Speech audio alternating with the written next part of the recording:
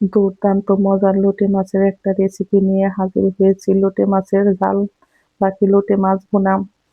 আজকে কিন্তু আমি বাজার থেকে অনেকগুলো মাছ এনেছি, আর তার মধ্যে আছে কিন্তু সাঁচরা মাছ, ইলিশ মাছ, আর আছে লোটে মাছ। আর লোটে মাছ কিন্তু আজকে আমি কাটাও দেখাবো। অনেকে আছেন মাছ কাটতে পারেন না, তারা কিন্তু এই ভিডিওটা দেখে মাছ কাটা শিখে নিতে পারেন। আমি কিন্তু লোটে মাছটাকে, বন্ধুরা দেখতেই পাচ্ছেন, এই পিঠের ফুলগুলো আর লেজাটা ফেলে দেব। এখন মাথার যে অংশটুকু আছে সেই অংশটুকু কিন্তু আমি ফেলে দেব। আর পেটের মধ্যে যে ময়লা আছে সেই ময়লাগুলোও কিন্তু আমি বের করে নেব। এখন কিন্তু আমি এইভাবে টুকরো টুকরো করে কেটে নেব। মাছ কাটা কিন্তু একদম সহজ। যারা কাটার ভয়ে বন্ধুরা মাছ কাটতে চান না, তারা কিন্তু আপনারা এই ভিডিওটা দেখে মাছ কাটা শিখে নিতে পারেন। আমার কাছে কিন্তু মাছ কাটতে ভীষণই ভালো লাগে। মাছ কেটে রান্না করতে এর অনুভূতি কিন্তু অন্য রকমের মজার। আর এই মাছটা ছিল কিন্তু একদম ফ্রেশ। বন্ধুরা এভাবে করে কিন্তু আমি সমস্ত মাছগুলোই কেটে নেব। ভিডিওটা ভালো লেগে থাকলে লাইক, কমেন্ট, শেয়ার করবেন। নতুন বন্ধু হলে এই চ্যানেলটিকে একটা সাবস্ক্রাইব করবেন। আমার নতুন এবং পুরাতন সকল বন্ধুদের জানাই আমি অসংখ্য ধন্যবাদ। মাছগুলো কেটে কিন্তু আমি বেশ ভালো করে ধুয়ে জল ঝরিয়ে নিব। মাছগুলো ধুয়ে আমি জল ঝরিয়ে নিয়েছি। এখন এর মধ্যে দিয়ে দিব হলুদের গুঁড়া, মরিচের গুঁড়া, অল্প পরিমাণে লবণ, আর দিয়ে দিব আদা, রসুন, কাঁচা লঙ্কা বাটা, 1 চামচ পরিমাণে সর্ষের তেল, আর দিয়ে দিব আমি ভাজা জিরার গুঁড়া 1/2 চামচ পরিমাণে। এখন সমস্ত মশলা দিয়ে কিন্তু আমি মাছগুলোকে বেশ ভালো করে মেখে এক সাইডে রেখে দেব। আপনারা তো লটকে মাছ অনেকভাবে খেয়েছেন বন্ধুরা, এইভাবে একবার রান্না করে খেয়ে দেখুন। এর স্বাদ মুখে লেগে থাকবে, এতটাই পরিমাণে মজার হয়। চলে যাব চুলায়। ফ্রাই প্যানে দিয়ে দিব আমি সর্ষের তেল। তেলটাকে কিন্তু আমি বেশ ভালো করে গরম করে নেব। ফোড়নে দিয়ে দিব গোটা জিরে। ফোড়নটা রেডি হয়ে গেছে। এখন দিয়ে দিব আমি 1 মুঠো পরিমাণে পেঁয়াজ কুচি। পেঁয়াজটাকে আমি বেশ ভালো করে ভেজে নেব।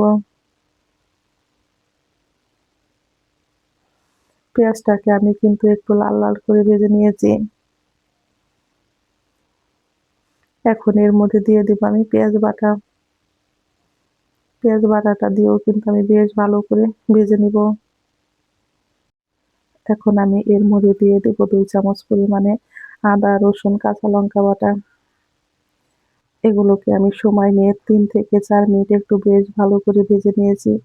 এখন এর মধ্যে দিয়ে দেব হলুদের গুঁড়া, লাল লঙ্কার গুঁড়া, ধনিয়ার গুঁড়া, আর স্বাদ মতো লবণ। চুলার আঁচটাকে একদম লোতে রেখে আমি আবারও 2 থেকে 3 সেকেন্ড এইভাবে একটু ভেজে নেব। এখন দিয়ে দেব অল্প পরিমাণে একটু জল। জল দিয়ে কিন্তু মশলাটাকে বেশ ভালো করে কষিয়ে নিব, যাতে মশলার কোনো কাঁচা গন্ধ না থাকে।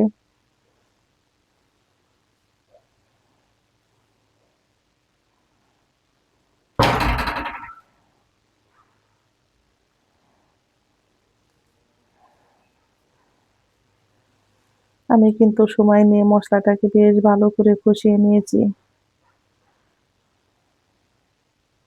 মশলা থেকে আমার তেল উঠে এসেছে। আর মশলাটা যত ভালো করে কষানো হয় তরকারিটা খেতে কিন্তু ততটাই পরিমাণে মজার হয়।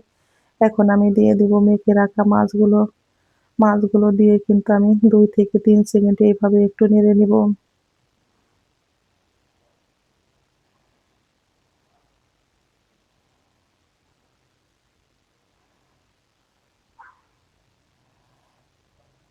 এই সময় কিন্তু চুলার আঁচটাকে বাড়িয়ে এইভাবেই নাড়তে হয়।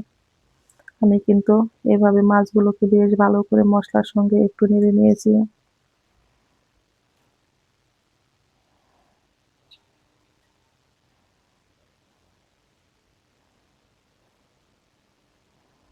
এখন আমি এর মধ্যে দিয়ে দেব অল্প পরিমাণে জল। জল দিয়ে কিন্তু আমি রান্না করে নেব 4 থেকে 5 মিনিট। এই রান্নাটা করতে খুব বেশি কিন্তু সময় লাগে না। আমি একটু এভাবে নেড়ে দেব। আর এভাবে রান্না করলে বন্ধুরা লোটে মাছ কিন্তু একদম গোটা গোটাই থাকে, ভেঙে যায় না।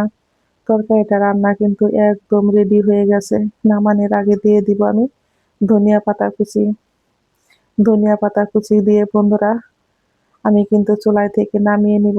আর লবণটা দেখে নিব ঠিক আছে কিনা। লবণটা একদম ঠিক আছে। ঝটপট তৈরি হয়ে গেল আমার লোটে মাছ ভুনা বা কি লোটে মাছের ঝাল। কার কেমন লেগেছে অবশ্যই কমেন্ট বক্সে জানাবেন। বন্ধুরা আশা করি এইভাবে একবার রান্না করলে আপনারা বারবার রান্না করে খেতে চাইবেন, এতটাই পরিমাণে মজার হয়।